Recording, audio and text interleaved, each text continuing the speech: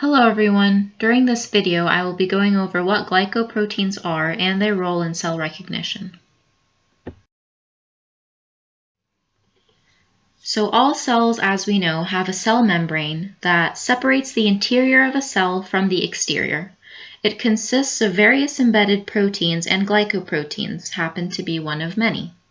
Glycoproteins are simply a group of complex proteins that consist of a bound carbohydrate molecule located on the exterior surface of cells. Glycoproteins are found in most organisms and are scattered all over membranes. The oligosaccharide chains of the glycoprotein are very important since they serve as chemical markers. They function in many aspects of a cell, including structure, reproduction, the immune system, hormones, and many more. Glycoproteins help cells recognize one another by reading unique patterns of oligosaccharides and will bind together.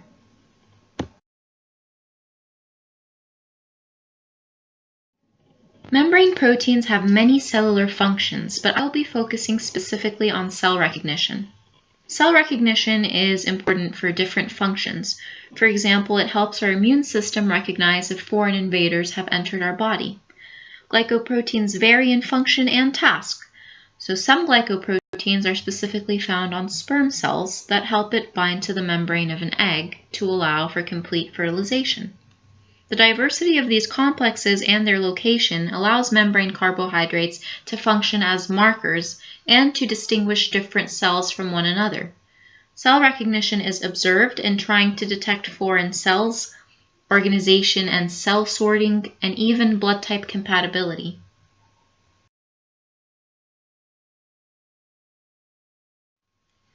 Glycoproteins are not limited to eukaryotic cells, but also exist in some viruses and bacteria.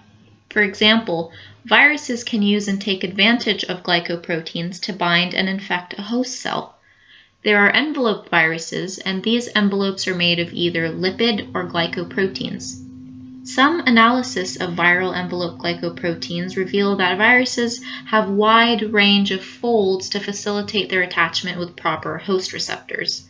Viral glycoproteins have a definite role in their pathogenesis.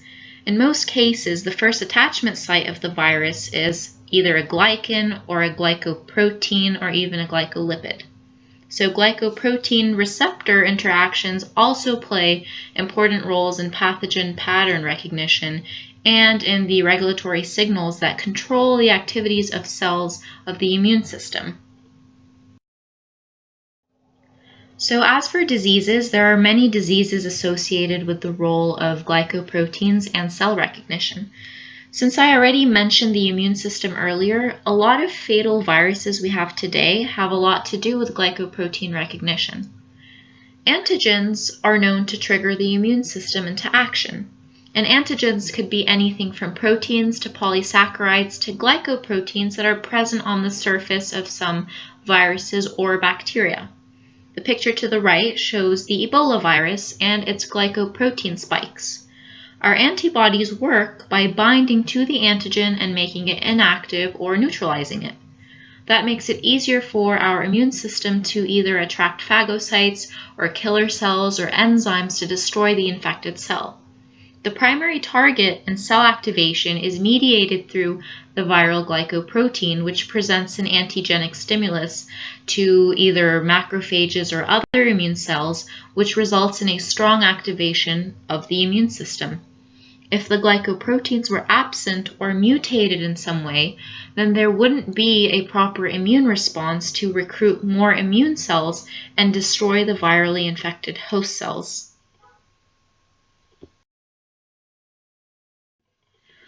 I decided to look into recent findings about the Ebola virus since all my examples were about viral glycoproteins. And there was an article published this year about how the Ebola glycoprotein can modulate the function of natural killer cells. In the previous slide, I mentioned how fatal viruses could continue replicating and infecting host cells if the immune system couldn't detect viral glycoproteins or foreign invaders. This article analyzes how the Ebola virus can escape detection from natural killer cells. And it does this by shielding human leukocyte antigens, which allows the viral glycoprotein to block interaction with the T cells. T cells would then be unable to attack the virally infected cell. This, as a result, makes it harder to eradicate and find more proper antivirals. It shows us the importance of cell recognition and what could happen if a cell doesn't recognize another cell, especially if it's foreign. In this case, if our immune system can't recognize a fatal virus and induce a response, fatalities are more likely to occur. A question of interest could be about types of techniques, since our last presentation was on that topic. With that said, what is the most preferred analytical technique used to study glycoprotein functions?